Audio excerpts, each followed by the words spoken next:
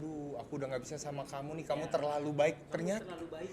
tapi itu sebenarnya secara teori bener. Ternyata bener gitu. Dan memang apa namanya, jadi kalau lo terlalu baik lo salah di mata mereka gitu.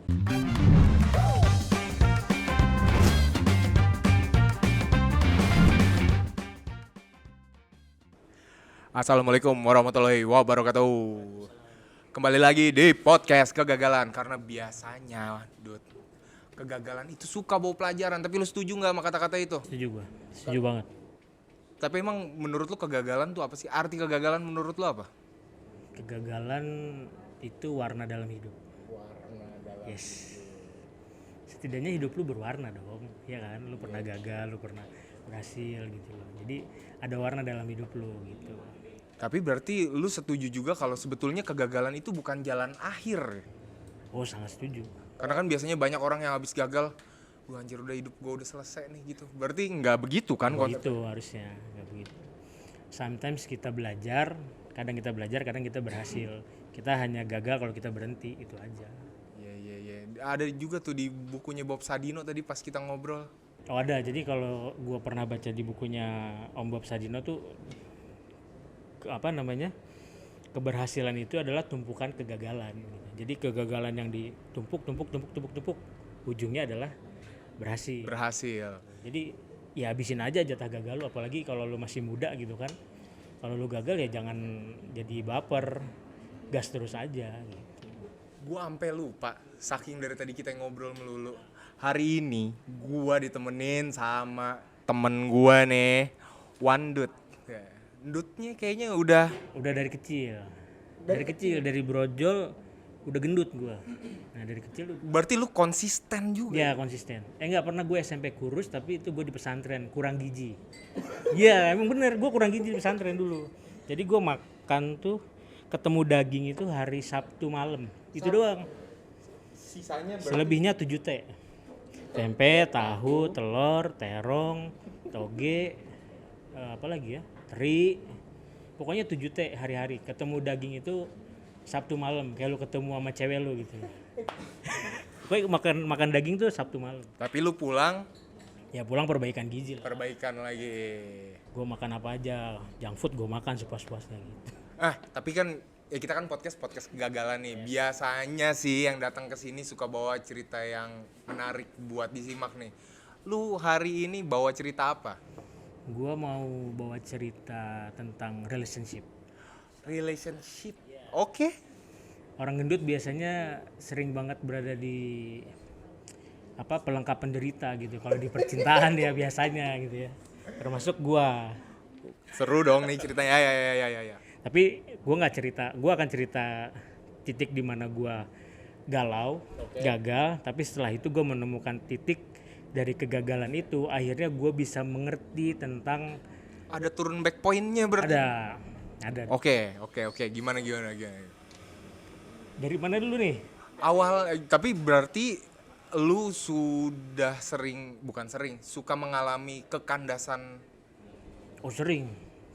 hubungan. Ya. Di PHP-in pernah. Oke. Jadi tukang ojek aja pernah. Oke. Jadi apa lagi ya? Dukun curhat aja pernah. Iya, jadi dia kalau lagi ada masalah curhatnya ke gua. Tapi nggak jadi sama lu. Gitu. Padahal gue yang bikin dia nyaman gitu kan. Oke, ya. Kan gue didengerin gitu. Gue pendengar, gue mendengar aja gitu. Dia nyaman tapi Ternyata ujung-ujungnya ya sahabat aja jadinya. Kebanyakan sahabat gitu. Ujungnya jadi sahabat. Tapi berarti waktu itu berlangsung sampai kapan tuh? Sampai lu kuliah? Sampai kalau kuliah sih pernah ada yang gue suka. Kuliah ada tapi gue waktu kuliah nggak sampai pacaran tuh nggak. Ini kan lu biasanya ya itu ya, maksudnya ada ya tadi kan banyak tuh masalah yang jadi tukang ojek ini itu. Tapi lu yang waktu itu lu rasain apa? Maksudnya dengan lu misalnya aduh ternyata gua cuman dianggap sebagai kakak. Lu akhirnya moving on ke yang lain atau apa yang waktu itu lu lakuin? Ya waktu itu karena waktu masih ya dibilangnya masih needy ya sama needy, oke. Jadi kayaknya butuh banget gitu loh. Kalau nggak pacaran tuh, wah, lu Kayaknya pokoknya nggak bahagia gitu. Jadi waktu itu masih needy sama cewek ya. Jadinya guanya juga apa namanya? Kayak gue menikmati kegagalan gue, kegalauan gue gitu. Lu nikmatin berarti maksudnya denger lagu sedih. Denger lagu sedih, lagunya almarhum Glenn Fredly ya kan. Oh itu sering banget tuh dengerin lagu itu gitu. Sampai akhirnya tuh gue menyadari gitu loh. Dari gara-gara lagu itu, gara-gara sering ngedengerin lagu itu, akhirnya dia kan masuk ke dalam alam bawah sadar gue gitu kan. Masuk ke dalam alam bawah sadar, akhirnya lah kok jadi kejadian ya kayak yang di lagu gitu loh. Sedih tak berujung. Tapi tadi kan lu bilang lu ada turn back point-nya. Itu pada saat apa? Pada saat gue gagal, pada saat gue galau gitu. Jadi cerita tentang hubungan gue dulu nih ya. Jadi gue waktu SMA sempet ya jadi pemuja rahasia ya. Pemuja rahasia. Jadi gue suka, gue sayang, tapi gue gue mengungkapkan, akhirnya gue mengungkapkan tapi gue nggak nembak gitu, karena gue tahu dia udah punya pasangan gitu loh. Karena kalau gue tembak terus dia bilang iya, wah nanti kejadian yang sama dong sama gue kan gitu, gue nggak mau. Makanya gue mengungkapkan aja gitu, gue suka, gue sayang sama dia, tapi gue nggak nembak dia gitu, biar dia tahu aja gitu.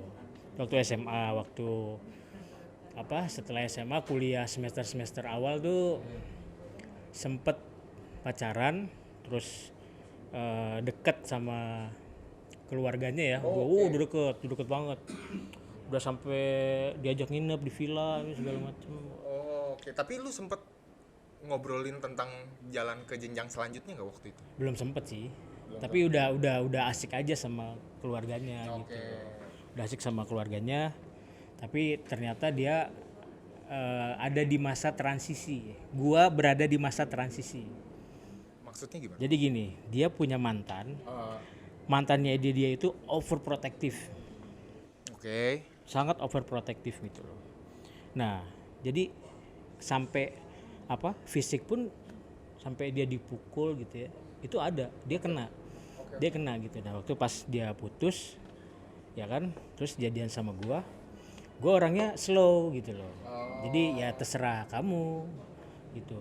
Terserah kamu. Jadi gue berada di masa transisi ini, buat dia itu gue monoton gitu. Jadi nggak kebacanya sama dia tuh gue monoton gitu, nggak asik lah gitu loh, nggak ada tantangannya gitu loh gue tuh. Jadi kadang hal-hal begitu jadi tantangan juga berarti. Dia marah, gue yang minta maaf gitu loh, kan seringnya gitu kan. Karena tadi needy tadi tuh. Ya needy tadi gitu loh. Jadi ya gue sering minta maaf, gue nggak mau tutup telepon duluan gitu loh. Terus sampai ya pokoknya dia marah dikit gue galau lah pokoknya. Gue gimana caranya nih dia jangan sampai marah sama gue gitu. Karena menurut lo dia sumber kebahagiaan lo gitu. Nah itu yang paling ketika gue jadian sama dia tuh, karena gue udah deket sama semua keluarganya, sepupu-sepupunya semua udah kenal gitu loh kan. Kok jadinya putus ya sedih juga gue kan gitu loh. Dengar lagi lagu sedih Ya kan. Nah ada perasaan gue terwakili ya kan di lagu itu kan. Ya jadi gue ya dulunya intinya nggak banget lah gitu loh. Setelah menjalani beberapa kali hubungan gitu ya, ditolak pernah juga. Waktu kuliah gue nembak cewek pernah gitu kan, tapi gue ditolak gitu loh ya kan. Tapi ya udah kan, intinya gue udah mengungkapkan, kan dia yang nggak mau sama gue kan gitu.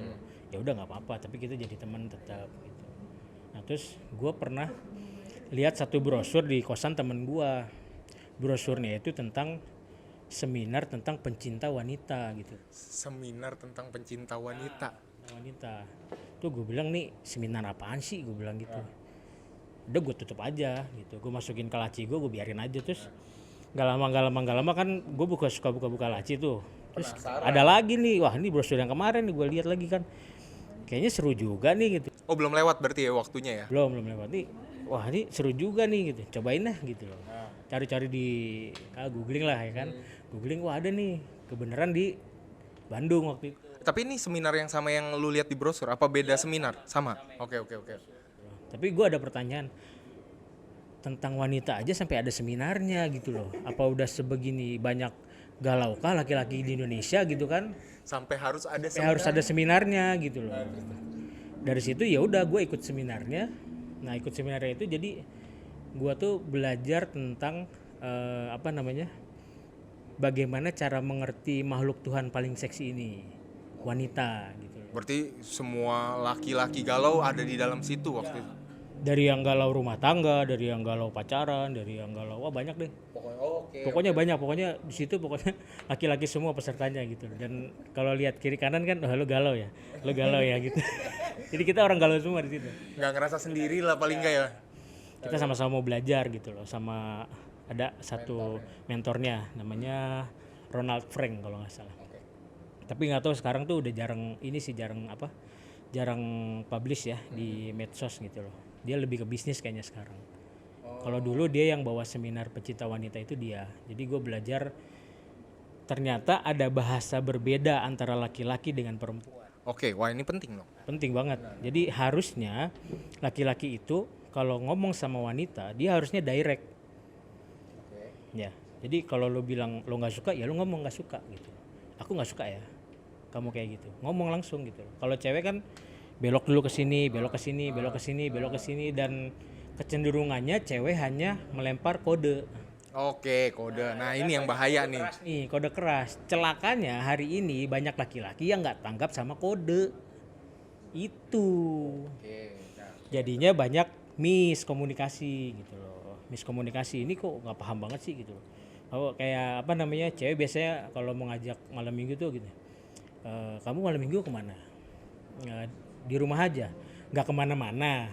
Sebenarnya tuh ada bahasa lain, ajak gua jalan dong gitu. Iya, cuman agak belak-belok dulu gitu. Nah celakanya laki-laki nggak paham sama kode itu. Itu salah satu yang diajarin juga. Ya, jadi lu sebenarnya harus paham sama kode-kode wanita, apalagi kita di timur ya.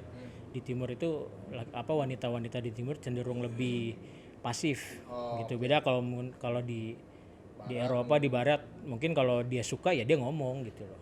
Dia nembak beneran gitu. Oke, selain itu apa lagi yang lu pelajarin waktu seminar? Waktu seminar itu gue pelajarin juga tentang lebih ke gimana caranya lu tuh sebagai laki-laki meletakkan kebahagiaan lu ini. Oke, berarti gimana harusnya? Harus. Jadi sebenarnya banyak laki-laki itu salah meletakkan kebahagiaannya. Jadi banyak cowok hari ini tuh needy sama perempuan.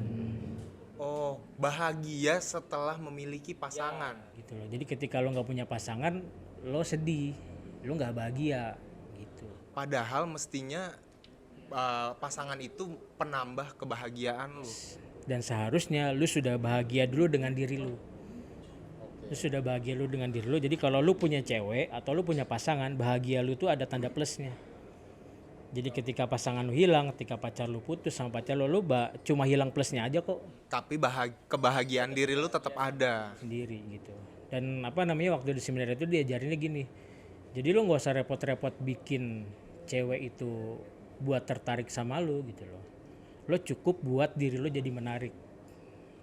Oke. Jadi ada poinnya tuh gitu. Jadi nggak usah lu repot-repot bikin wanita itu jadi tertarik sama lu, bikin aja diri lu jadi menarik gitu. Oke, jadi sebenarnya mendingan ngupgrade diri lu sendiri sampai nanti ada yang tertarik dibanding lu harus mengejar gitu. Nantinya akan keluar sendiri gitu ketika lu upgrade diri lu sendiri gitu ya, dengan prestasi-prestasi lu gitu loh, dengan wawasan-wawasan lu yang luas gitu loh, lu akan terlihat menarik gitu loh. Dan menarik di sini sebenarnya yang harus digarisbawahin nggak cuman ganteng sama bersih doang kan. Betul. Dan akhirnya lu bisa mendapatkan wanita seperti apa yang lu mau gitu. Oke, at the end of the day lu mestinya dapat yang sesuai walaupun ya nggak sesempurna yang dibayangkan lah. Lu pernah nggak di sekolah dulu di SMA gitu ya, rata-rata mereka yang sok-sok jagoan cewek cakep-cakep. Oke, iya. Karena ternyata cewek itu juga ada rasa butuh pelindung. Oh, pantas yang culun-culun kayak gua. Nah, kayak gua aja apalagi ya kan udah gendut ya kan, hitam gitu.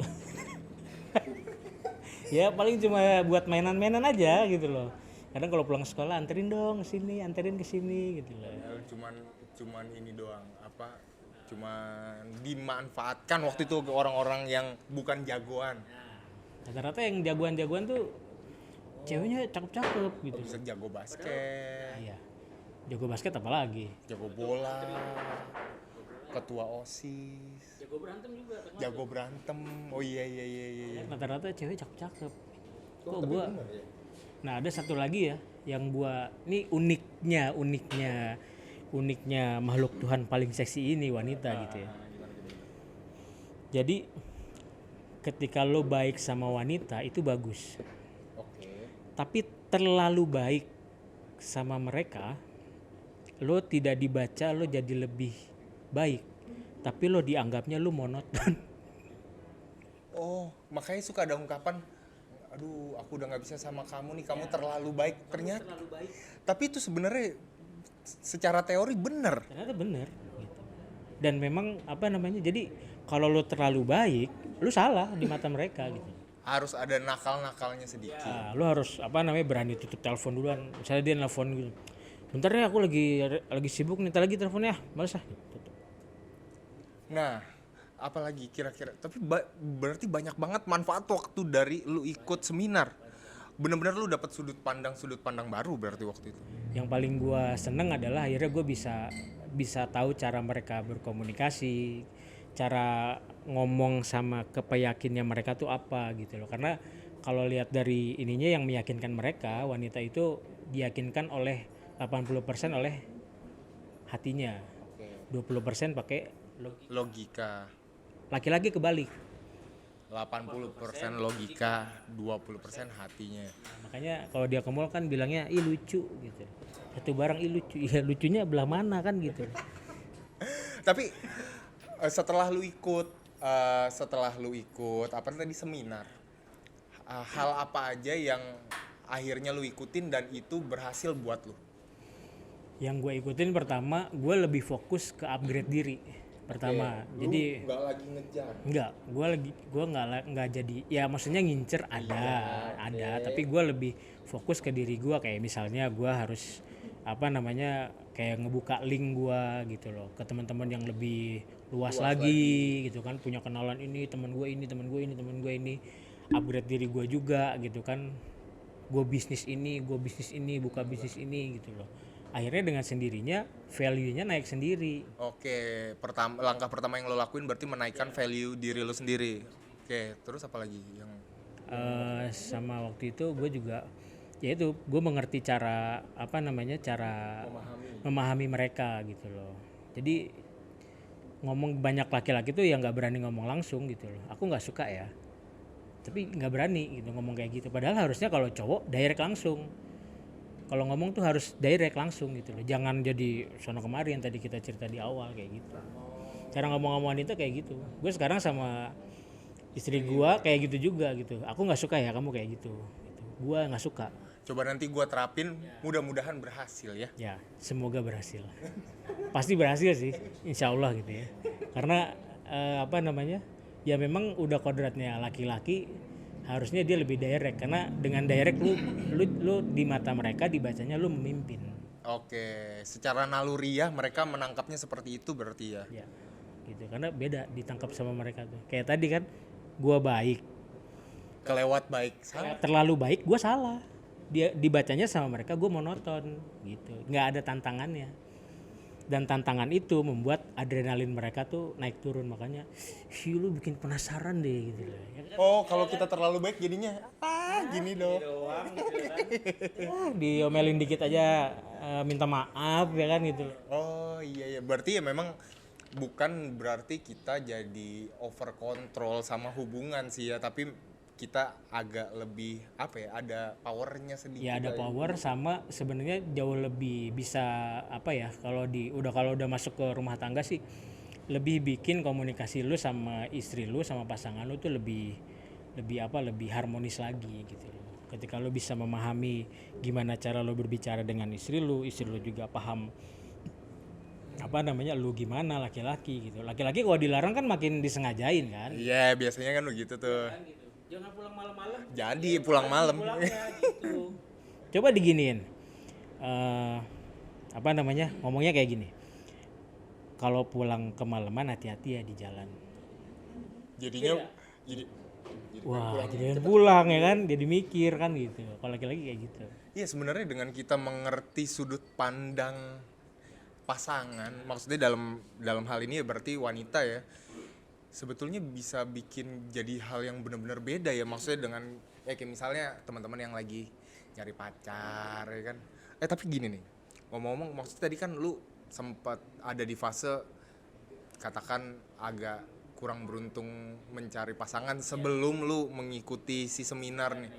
Tapi apa tips lu buat teman-teman yang lagi dalam tanda kutip mungkin desperate, anjir ini gua kayaknya Tuhan kagak nitipin jodoh nih ke gua nih, atau maksudnya apa yang sebetulnya harus mereka lakukan buat ya udahlah gitu, jangan mikir begitulah. Tipsnya sih pertama lu harus jujur dulu sama diri lu ya gitu. Okay. Ketika lu galau ya udah lu jujur, gue galau, gue gagal sama mereka.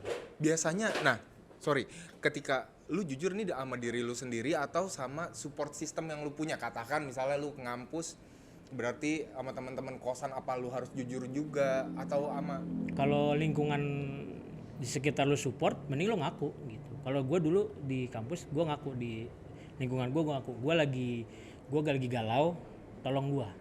Dan waktu itu yang direspon sama teman-teman lingkungan lo apa? Yang ngajak berkegiatan. Biar lu lupain fase galaunya.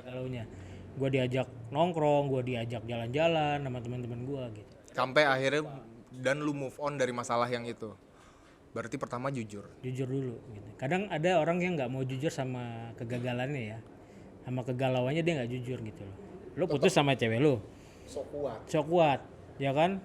Lu di belakang ngejelek-jelekin dia. Wow, dia gara-gara dia tuh dia begini, dia begitu, dia begini, dia begitu. Padahal sebenarnya mungkin kita harus berkaca sama kitanya sendiri. Lebih dalamnya lagi adalah lu akui aja kalau lu masih sayang sama dia. Sederhananya padahal itu.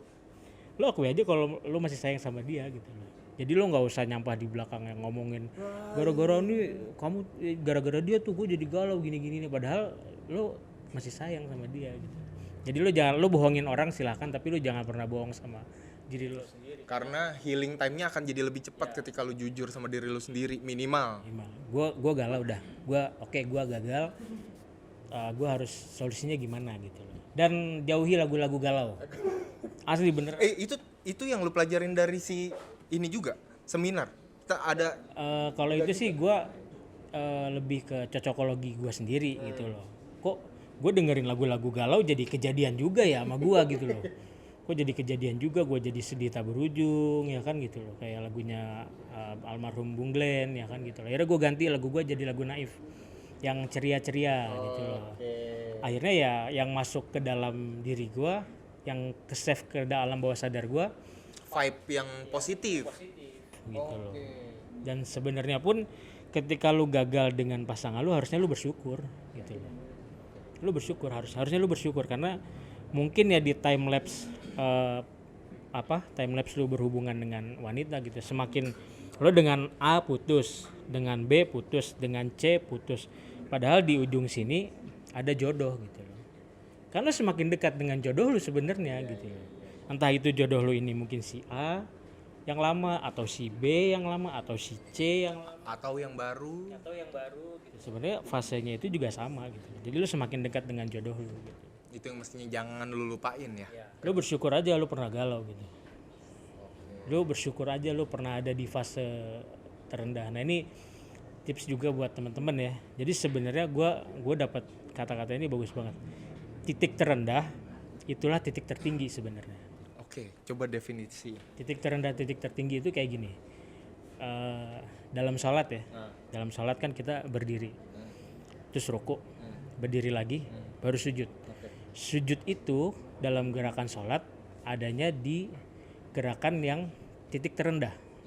Padahal sebenarnya itu bukan paling rendah, itu paling tinggi. Sujud itu, lo tuh lagi deket-deketnya sama Tuhan lo sebenarnya. Ketika lo udah di bawah, lo lagi deket-deketnya sama Tuhan lo, seakan-akan tuh Tuhan lo tuh lagi ngusap-ngusap kepala lo gitu. Capek ya, galau ya, ya udah sini cerita, sini senderin ke aku gitu. Tuhan tuh lagi ngomong, lagi sambil kayak ngusap-ngusap kepala lu gitu. Tapi emang biasanya kadang ya orang, gua udah sering beberapa kali ngobrol sama teman-teman masalah kegagalan. Kadang kegagalan itu mungkin titik lu diingetin harus lebih ngedeket ke atas lagi gitu. Maksudnya mungkin lu kemarin terlalu asik sama dunia, dengan lu gagal kan, banyaknya orang habis gagal kan termenung, mikir ya, mungkin ibadah di agamanya masing-masing ya. Ya tapi dengan gagal mungkin ya jadi titik lu gagal, mungkin lu akan renggang sama manusia, tapi mungkin lu akan jadi lebih dekat yang di atas. Yang di atas gitu ya. Sama juga kayak berdoa ya. Berdoa lu coba deh lu doa dengan volume suara yang tinggi dengan volume suara yang rendah. Lo lebih khusyuk yang mana? Lo lebih nyentuh ke hati yang mana? Suara rendah kan? Nah makanya jadi gue bilang titik terendah itu sebenarnya titik tertinggi ketika lo dengan volume suara rendah, bahkan lo bisa sampai nangis gitu berdoa gitu loh. Jadi sebenarnya lo bukan berada di titik, ya lo sedang berada di volume terendah dalam bersuara ketika lo berdoa, tapi sebenarnya itu doanya lagi dalam-dalamnya gitu loh. Bahkan lo lagi mungkin kenal dengan Tuhan lo kenal dengan diri lo mungkin lebih ingin dekat dengan keluarga lo gitu loh. Pun kegagalan juga sama ya, maksudnya mungkin ya ketika berarti kalau ada teman-teman yang lagi ngerasa gagal dalam hal apapun, mungkin kalau dalam kasus ini kegagalan cinta ya coba ganti sudut pandangnya kali ya, jangan dilihat aduh nggak ada lagi yang nyiapin makan, tapi ya mungkin ya dengan lu putus mungkin kalau dalam Islam berarti mungkin sholatnya jadi lebih rajin karena minta jodohnya lebih kenceng. Maksudnya kan memang ya harusnya nggak begitu, tapi paling nggak di satu sisi jadi lebih baik juga kan. Terus juga kayak di Islam Ka'bah ya, Ka'bah tuh bukan di atas gunung. Ka'bah itu adanya di lembah kan di titik paling bawah terendah kan, di bawah gitu loh. Tapi ya siapa yang berani bantah kalau itu salah satu bangunan yang sangat mulia untuk bagi umat Islam gitu ya kan. Jadi sebenarnya ya itu tadi gue bilang titik terendah adalah titik tertinggi. Jadi lo bisa kenal sama diri lo sendiri, lo bisa lebih kenal sama Tuhan, lo lebih ngedeket lagi gitu loh. Mungkin dengan ada kejadian ini itu lo lebih dekat sama keluarga, bahkan mungkin lo jadi lebih fokus sama karir lo. Bisa jadi mungkin dulu lo habis waktu sama pasangan lo, akhirnya lo bisa bangun karir lebih bagus lagi, bisnis jauh lebih maju lagi. Iya sebenarnya terlalu banyak hal positif yang timbul mungkin karena kegagalan. Banyak banget. Banyak itu banget. Yang nggak boleh orang lupa. Tinggal fokusnya aja kadang-kadang tuh kita suka mendramatisir kegagalan kita aja gitu. Bisa disedihin gitu loh. Ya udah, gue pernah dengar kata-kata gini ya. Katanya bahagia itu sementara, katanya. Berarti sama dong, penderitaan juga sementara. Berhubung sama-sama sementara, ya udah pilih bahagia aja kan gitu. Kan sama-sama sementara kan? Repot banget. Iya repot banget kita milihnya yang menderita ya. Enak kan juga pilih bahagia aja gitu. Sama kayak orang bersyukur gitu ya. Lo mau rajin bersyukur atau tidak bersyukur, Tuhan itu pasti akan ngasih apa yang lo butuhkan. Lo nggak bersyukur lo dikasih, lo bersyukur lo dikasih juga. Berhubung sama-sama dikasih, ya udah lo pilih aja lebih bersyukur. Bukan tidak mungkin lo jadi lebih diprioritaskan jadi. Iya. Gitu. Doa-doa lo lebih terjawab, mungkin lebih cepet kan gitu. Mungkin sama-sama kejadian tapi bisa lebih cepet. Misalnya doanya tentang usaha mungkin jadi lebih berhasil ketika fokus misalnya ibadahnya. Happy endingnya adalah dalam percintaan gue, setelah gue melewati fase galau, terus gue belajar gimana caranya gue membangun hubungan gitu ya, terus gimana caranya gue berkomunikasi sama wanita. Happy endingnya adalah gue ketemu sama istri gue gitu. Dipertemukan dengan wanita yang tepat. Dan salahnya gue galaunya di Mekah. Jadi sama Allah ya udah nih tuh, gue ketemunya di sana sama istri gue. Di sana? Gue ketemunya di sana sama istri. Waktu lagi umroh. 2011 gue ketemu sama dia di Mekah ya. Gue juga nggak tahu gitu ya. Kayaknya gue mikir-mikir nih gue doa apa ya gitu ya. Kok cepet banget jodoh gue gitu. Tahu-tahu gue dikasih wanita yang mencintai gue tuh bener-bener yang apa adanya gue gitu loh. Mandang fisik gue juga enggak gitu loh. Fisik gue nggak jadi masalah gitu loh. Kan kalau buat cewek-cewek mungkin fisik gue bermasalah gitu kan, apa tukang ngabisin makanan ya kan, ngabisin tempat ya. Sebenarnya kalau naik motor pun sama gue, sebenarnya kan gue jadi tameng buat mereka kan gitu loh. Kalau naik motor nih, udah sama cewek gue kan gitu loh. Kan jadi tameng gitu, lu nggak kena angin kan gitu loh. Lalu ada terpal di depan. Happy endingnya gitu, gue ketemu sama istri gue ya alhamdulillah sekarang udah Allah titipin 2 jagoan-jagoan kecil, ada 2 ya namanya Zidan sama Ryan gitu. Jadi ketika masuk di fase pernikahan, wah itu bisa lu lebih bisa tanggung jawab lagi gitu. Terutama soal pernafkahan ya. Jadi treatmentnya beda kalau di pacaran begini, kalau udah masuk biduk rumah tangga kayak gini. Dan dengan apa yang lu pelajarin lu bisa membangun komunikasi yang baik juga ya, insya Allah ya. Dan gue ngerasa gue selalu nanya sama istri gue gitu ya, kamu nyaman gak kalau aku begini? Nyaman. Jadi gue seneng katanya gitu. Dengan gue nggak selalu yang menye-menye gitu kan, dengan gue rada ngomel dikit pun bini gue tuh seneng gitu loh. Oh iya ternyata laki gue tuh beneran laki gitu. Kayak gitulah. Iya, udah seru lah ya, pokoknya. Thank you ya, Dut. Hari ini udah ngobrolin masalah lika-liku percintaan laki-laki lah ya. Tapi ya mudah-mudahan gitu ya, kalau misalnya ada yang galau ya wajar lah. Tapi cepet-cepet cari cara buat move on ke titik yang baru lah.